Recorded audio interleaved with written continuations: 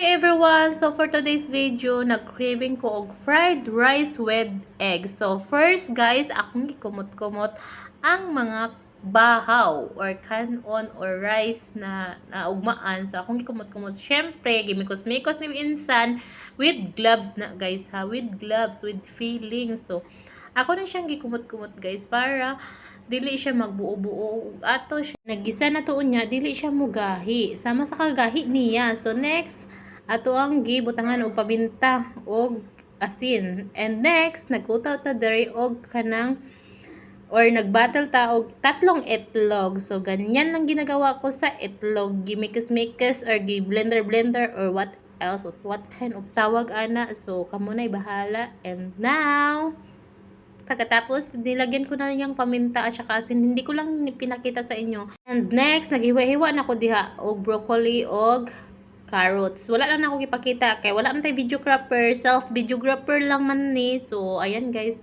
So akong gi-transfer, pwede man gud unta na siya ihuwad ba. So gipalisod-lisod na ko akong kinabuhi para maglisod siya.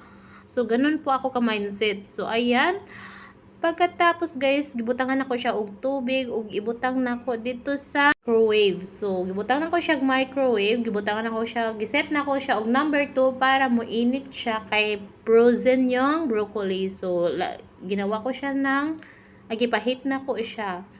Pagkatapos sa og hate mga person, gikuha na nako na siya guys.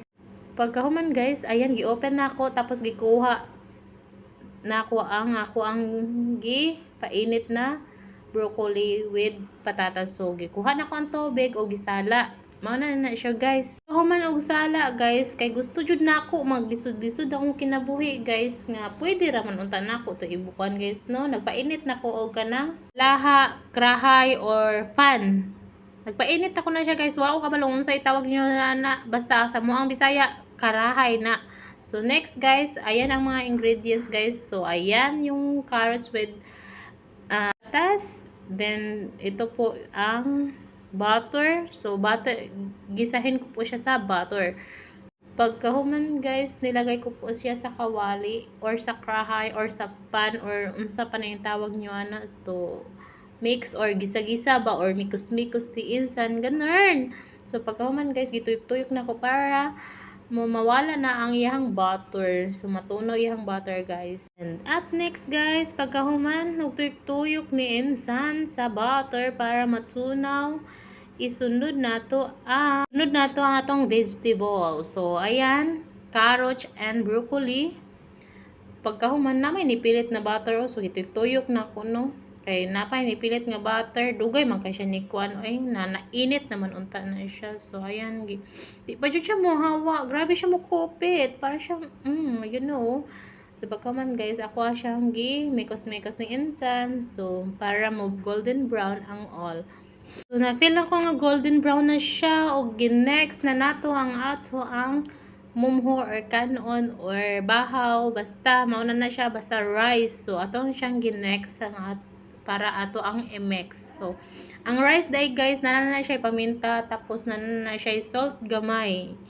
So pagkahuman ako og bubo sa ato ang rice, gimikos-mikos dayon ni insan guys. Ay kay para dali ba.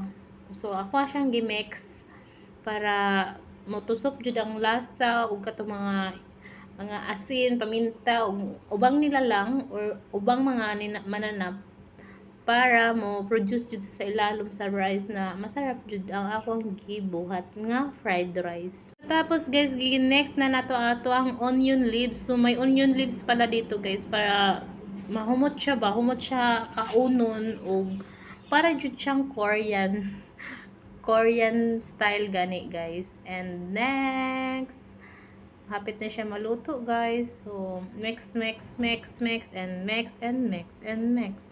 Mana na siya og luto guys. So gi-transfer nato sa isa nato kakawali kay naatay buhaton anis. So ayan. So gibutang nato siya og slanting. Mao ni ang finished product. O di wow, sana all. Wala ko kabalog unsa ang akong giluto, unsay pangalan, unsay recipe siya, basta na siya sa kununa, lami kay siya, basta i-try ninyo kung unsa siya kalami. lami pa ninyo. Char. And bye-bye. Thank you so much for watching. And follow my page, guys.